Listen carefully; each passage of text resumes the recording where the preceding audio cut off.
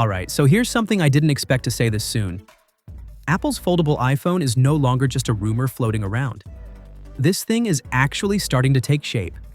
And at the exact same time, Samsung might be making one of the boldest and riskiest decisions they've ever made with their flagship phones. Let's start with Apple, because this is where things get really interesting.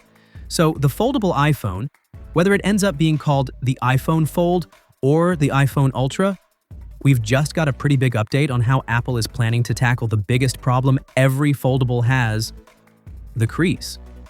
According to a Chinese tipster, Apple is working on a hinge that uses 3D printed components.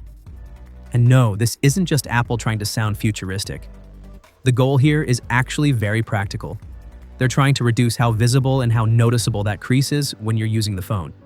And the thing is, Apple isn't new to this. They've already been quietly using 3D printing in places like Apple Watch components and even parts of the USB-C structure in recent iPhones. So this isn't experimental for them. It's something they already trust. What's more interesting is that other companies are already moving in a similar direction.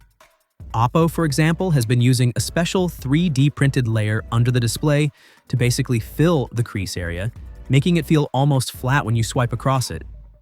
So if Apple can pull off something like that on their very first foldable, that's a big deal. But the hinge is only half the story.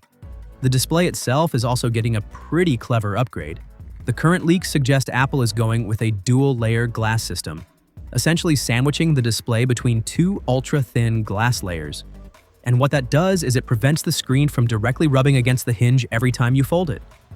Less stress on the display means better durability, and hopefully a crease that doesn't get worse over time. And here's where things start to feel very real.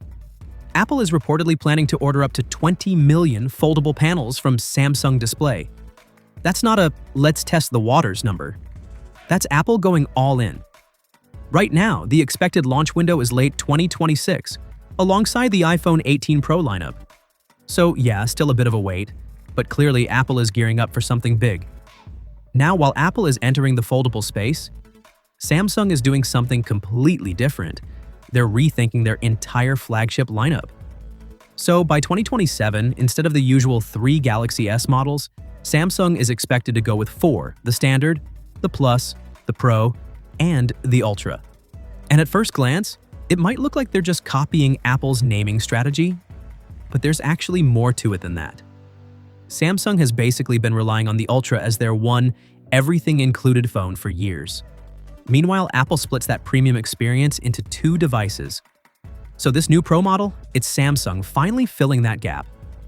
The Galaxy S27 Pro is expected to sit just below the Ultra, but much closer to it than the Plus ever was, which means a lot of features that used to be Ultra only are probably going to trickle down. And that sounds great! Until you hear this part. There are early signs that the S27 Pro might not support the S Pen, and that alone raises a bigger question. What happens to the Ultra? Because there are whispers that Samsung might actually remove the S Pen from the Ultra as well, or at least change how it works. And that's kind of wild when you think about it. The S Pen isn't just a feature, it's basically Samsung's identity at the high end. It's the one thing that made the Ultra feel like a true successor to the Note series. So if that disappears, what really separates the Ultra from the Pro anymore? A slightly bigger screen? A slightly better camera? That's a much harder sell, especially if the Pro ends up delivering 90% of the same experience. So yeah, Samsung is walking a very fine line here. Add more options? Great. But remove the thing that made your top phone special? That's risky. And that's what makes this whole situation so interesting. On one side, you've got Apple taking their time, refining the tech, and preparing what could be one of the most polished first-gen foldables we've ever seen. On the other, you've got Samsung experimenting with their lineup, potentially reshaping what their flagship even means.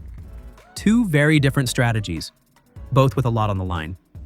So the real question is, who's making the smarter move here? Are you more excited for Apple finally entering the foldable game, or do you think Samsung's shakeup could actually pay off?